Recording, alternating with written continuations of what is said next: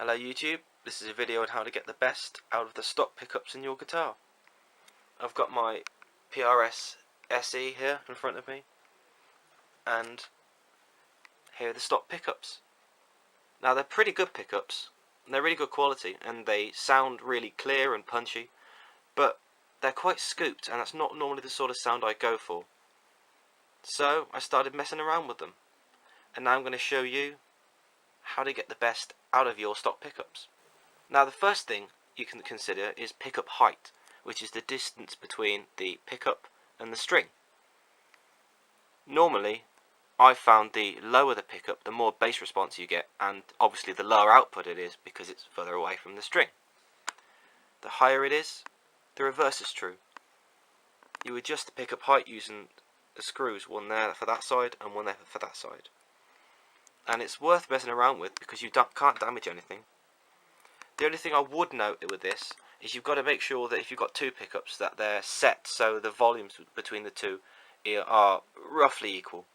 The way you do this is make sure that your volumes are all on 10, volumes and tones all on 10, and then just strum a chord and then quickly go from one to the other and see if there's a big disparity. And if there isn't, then you're fine. If one's quieter than the other, you might want to raise it a little bit or lower the other one depending on how you feel.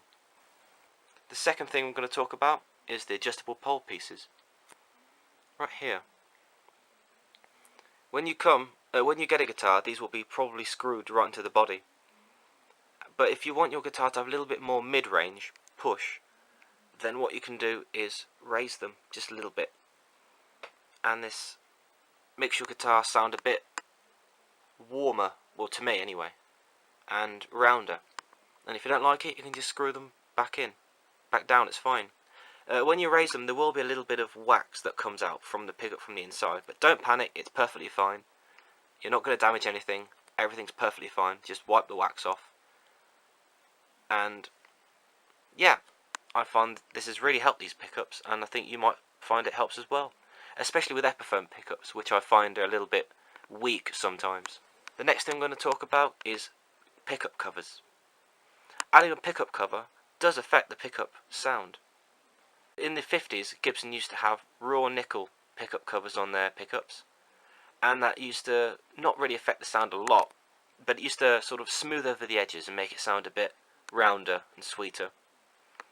At some point, Gibson went to using brass covers instead of nickel, which is why people like Jimmy Page and Paul Kossoff used to take the pickup covers off to make the pickups come alive and give them more clarity.